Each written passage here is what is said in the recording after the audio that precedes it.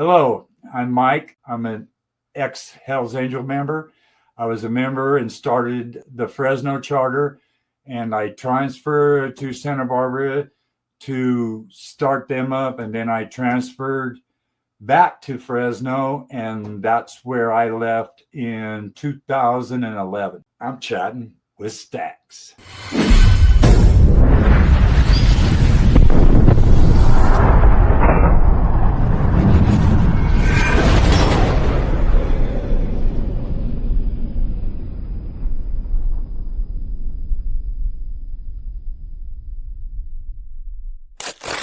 Welcome to this episode of Chattin with Staxx. I'm your host, Bill Staxx, and today I got Mike Lynch.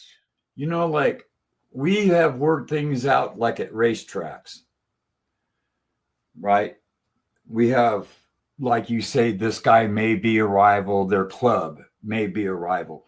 But let's say we have 5 different clubs participating, and in them 5 clubs, there might be 15 bikes.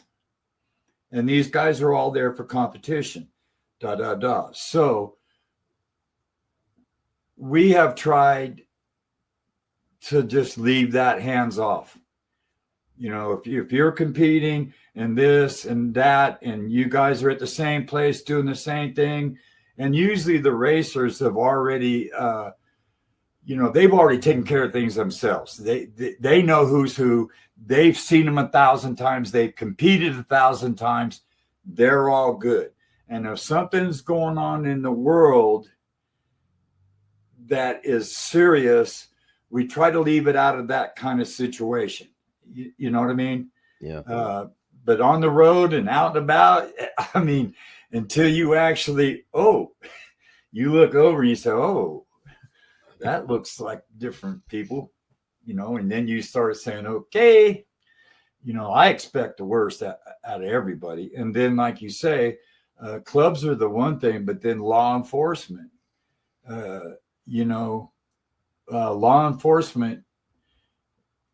law enforcement created Laughlin. Guarantee it. Yeah, they ran to the other side and they said, "Hey, your buddy made a deal with the devil, and the devil was cool as fuck. You guys can't be that stupid." Well, okay, if you are, okay. And that was at the times in them, the tensions was pretty high then, real high. And then when you start having loss of life and this, things don't go away immediately. They just don't. At some point in time, somebody may bump into somebody and talk. I used to do a lot of that, the Confederation of Clubs thing. Yeah. Okay. Well, I know other people are going to be there. And then like the powers, my bosses would call ahead and say, "Hey, look, we got X amount of guys going out there, blah, blah, blah, blah. I'll have this guy contact you, and we have knowledge and they have knowledge that we're all going to be there."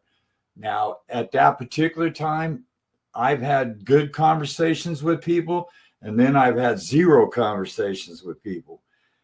If it doesn't look right, fuck it. It is what it is. I'm in my backyard, you're in your front yard. That's cool. That's where we're going to leave it. Now, some people within other clubs, they're very good at communication. And I believe there has to be some. I mean, like I said, I ain't kissing on nobody. I'm not blah, blah, blah. But if I could speak to somebody and get something taken care of by a few words and know what the problem is, and if I'm able to take care of it, I will. If I have to go above me and say, "Hey, look, this is what is being asked," and I relay them, and they make the power, they're the powers that be, they make the decision, and I'll abide by it. It gets kind of crazy. You get in them confederations in the clubs. I don't think there's anybody in there that likes each other. But by the time that I was there 5 days, by the time I got done and I left, I had spoken to numerous members of the Outlaws, and it all is related to this politics club, nothing personal and nothing club wise, but these laws and the evidence and these gang enhancements, the things that they were starting to throw at people. Well, in California, they hit us first, but then they just started moving to the East Coast.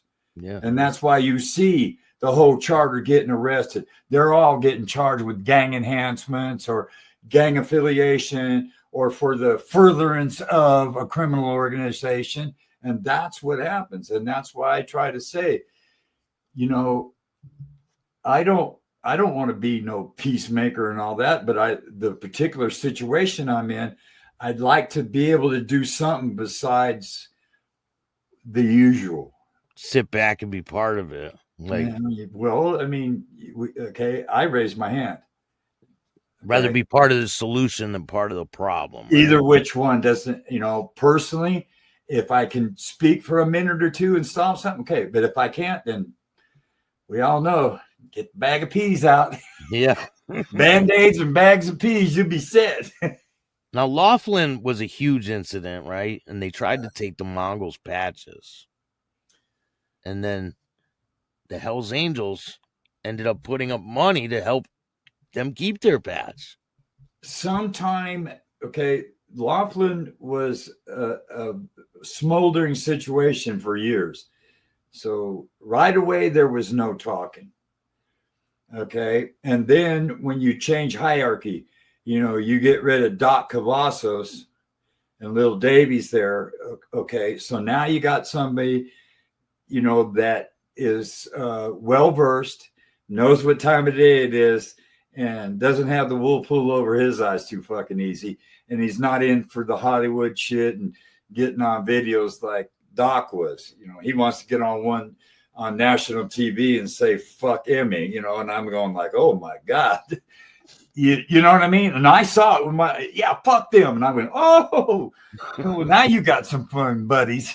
Yeah, that's not a good, no, it's not. And then it may have, he could do this shit in front of all his guys and all that, admire your balls and I question your brains. You fucking idiot. You just opened up a can of worms, throughout San Diego to fucking Shasta. You know how many how many prisons there are? I do. And then he ends up cooperating in the end. Like, you can't make this up. There again, way up here in the air. But when it came down to it, because we've got guys in our club that have done 30 years for something they never even did. But because they were accused of it, they let it ride. And in them days, law enforcement and judges and prosecutions, they had to have your neck swinging. There was no other. We can't let this guy beat this shit. No. So the guys were getting prison term. I mean, in California, the guys that had 3 or 4 joints were getting 2-3 years in the pen. Next thing you know, San Quentin's got fucking 25 guys. They got their own fucking deal. They got a charter in the pen. Yeah. You know what I mean? And then if you ask them, it's all over little dope stuff or, a fight or what have you, So I don't know. Now, did you ever go to prison as a member? No. I went to a state facility. Well, it's pretty. Well, I went to, when I end up with all the money paid and the lawyers paid, I went to a county facility for 7 months. And what's it like for a member when you go to jail? What's it like? Well, 99% of everybody's curious. And then again, you got 2 or 3 that think that maybe, and they find out that that's not correct, but you can't do it to everybody. Do you? You got to know, fuck you. I got guys, I getting pulled out of myself fucking every other day. Well, we heard this, we heard that. They start asking about the guys in the other club. I go, look, I'm not in the other club. I don't know. And if they're doing something, what I say is good for them. Whatever they're doing. Hey, if they're buying property over here, well, what do you know about it? I said, I don't know shit. Why? Because I'm not privy to that. And I really, really don't care. I'm worried about me and mine, not what they're doing creeping around up here. I don't care. My deal is if we come into contact, what happens from that point on? So when you were in lockup, did you come across any rival members, and what's the protocol for when you're in jail together? I didn't. I know other members that have, and especially the guys that did extended prison time, early guys that are in their early 70s, they did extended, 8, 9, 10 years. Well, they ran into other members, and the same as the racetrack, unless something's very, very wrong, you make up your mind what you want to do and what you feel comfortable with. Guys meet in prison, and they know some people will talk and some people won't. Well, then there it is there. But there are occasions where people have talked. And if you ask me, as long as they weren't talking about our personal business, it was whatever they were going through at the time, prison conditions. This guy's over here, cops doing this cop doing that. You know what I mean? They're talking about their environment. They're not talking about what we're wearing on our bats, because obviously, that's not the situation. Even though we're members, everybody's in there. So if you get along, and if you don't, you don't. What are you supposed to do? You can't make arrangements. Well, I don't really want to be, you can't do that. You go where like I said, race wise, yes. But as far as club wise, I think it's a decent atmosphere. You go where they put you, basically, right? Well, yeah, but if they see by your paperwork that it tends to not get along with others, well, don't tempt him. Just, put him over here. We already know it says right here, he is going to go off on him. So, let it go. Now, when they put you in, was it they put that you were in the club on your paperwork?